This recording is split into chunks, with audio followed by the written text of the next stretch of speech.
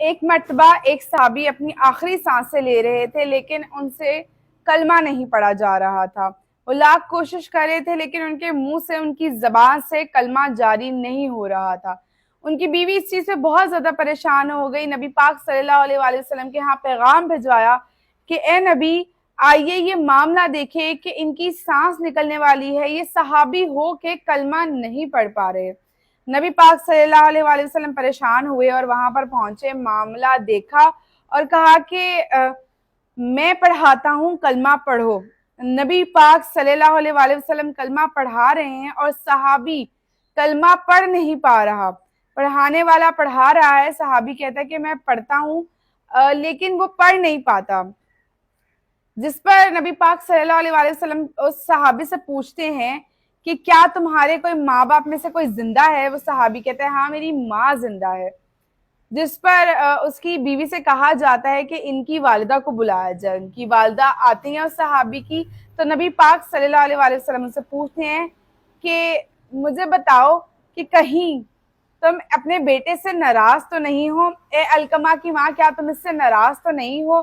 جس پر وہ کہتی ہے کہ اے نبی، میں ناراض ہوں۔ نبی پاک صلی اللہ علیہ وآلہ وسلم نے کہا تم کیوں ناراض ہو؟ اس کی ماں کہتی ہے کہ مجھے دین کے حوالے سے اس سے کوئی مسئلہ نہیں، یہ نماز پڑھتا ہے، قرآن پڑھتا ہے، تہجد پڑھتا ہے، روزے رکھتا ہے، نیکیاں کرتا ہے، سارے اعمال کرتا ہے، جو اللہ احکامات اللہ نے دیے ہیں، جس پہ فرض ہیں وہ سب کرتا ہے۔ تو نبی پاک صلی اللہ علیہ وآلہ وسلم نے پوچھا تو پھر تم اس سے ناراض کیوں ہو؟ جس پر وہ عورت کہتی ہے بس یہ مجھ سے بات بہت بدتمیزی سے کرتا ہے، یہ مجھ سے جب بھی بات کرتا ہے مجھ سے اتنی بدتمیزی سے کرتا ہے کہ میرا سینہ چیر دیتا ہے، میں دکھی ہو کے رہ جاتی ہوں، میں جس تکلیف اور کرب سے گزرتی ہوں میں آپ کو بتا نہیں پاتی کہ کبھی بھی یہ مجھ سے تمیز سے بات نہیں کرتا، ہمیشہ مجھ سے بدتمیزی کرتا ہے، تو میں اس سے ناراض ہوں، اسی وجہ سے ناراض ہوں۔ تو نبی پاک صلی اللہ علیہ وآلہ وسلم نے کہا کیا معاف کر سکتی ہو؟ گنجائش ہے؟ تو نے کہا جی تو نہیں چاہتا۔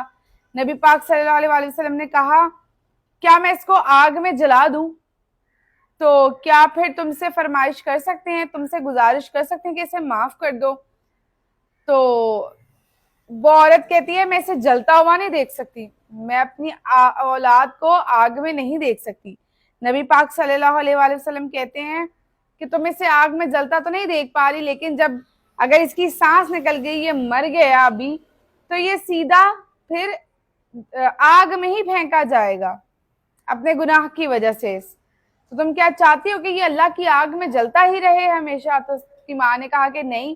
تو نبی پاک صلی اللہ علیہ وآلہ وسلم نے کہا تو اس کو معاف کر دو تاکہ سکون سے اس کی جو سانس ہے، جو جان ہے، وہ نکل سکے۔ وہ معاف کر دیتی ہے اور وہ وفات پا جاتا ہے صحابی، اور نبی پاک صلی اللہ علیہ وآلہ وسلم اس کا جنازہ پڑھاتے ہیں، نماز جنازہ پڑھاتے ہیں، جنازہ پڑھاتے ہیں۔ جب اسے دفنا دیا جاتا ہے تو اس کی قبر پہ کھڑے ہو کے نبی پاک صلی اللہ علیہ وآلہ وسلم کہتے ہیں کہ لعنت ہے اس شخص پہ جس نے اپنے ماں باپ سے بدتمیزی کی۔ ہمارے یہاں تو مارتے ہیں ماؤں کو، باپ کو، ماں باپ پہ ہاتھ اٹھاتے ہیں، ظلم کرتے ہیں، جائیداد کے پیچھے ہاتھ اٹھا لیتے ہیں، پیسوں کے پیچھے، خواہشات کے پیچھے اپنے ماں باپ کو مارنا شروع کر دیتے ہیں۔ نبی پاک صلی اللہ علیہ وسلم نے کہا کوئی صدقہ، کوئی خیرات، کوئی نماز، کوئی عبادت کام نہیں آئے گی اس شخص کے جو اپنے ماں باپ سے بدتمیزی کرتا ہو۔ یہاں تو پھر بدتمیزی کا معاملہ تھا، یہاں تو پھر زبان سے بدتمیزی تھی۔ ہمارے یہاں تو ہم ماں باپ کو کتنا ظلم کیا جاتا ہے، مارا جاتا ہے، جائیداد کے پیچھے، اپنی خواہشات کے پیچھے، معمولی سی لڑائی جھگڑے کے پیچھے، ان کا بوجھ اٹھانے کے پیچھے کہ اگر وہ بیمار ہو گئے ہیں اور ہم اپنے کاموں میں مصروف تو ان کو سنبھال بھی نہیں پاتے ہیں، نہ جانے ہم ان سے کتنی بدتمیزی کر جاتے ہیں۔ تو نبی پاک صلی اللہ علیہ وسلم نے کہا کہ کوئی بخشش نہیں ہے، کوئی نماز، روزہ، حج، زکوٰۃ کچھ کام نہیں آئے گا اگر آپ اپنے ماں باپ سے بدتمیزی کرتے ہوں گے۔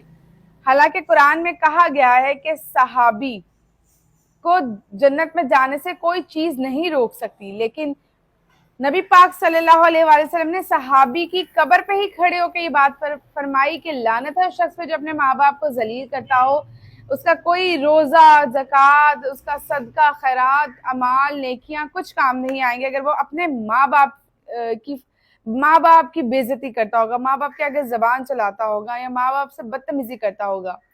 اپنے ماں باپ کی عزت کیا کریں، خیال کیا کریں، احترام کیا کریں، ادب کیا کریں ان کا، کیونکہ اس کی کوئی بخشش نہیں ہے. ماں باپ سے بدتمیزی کی کوئی بھی بخشش نہیں ہے.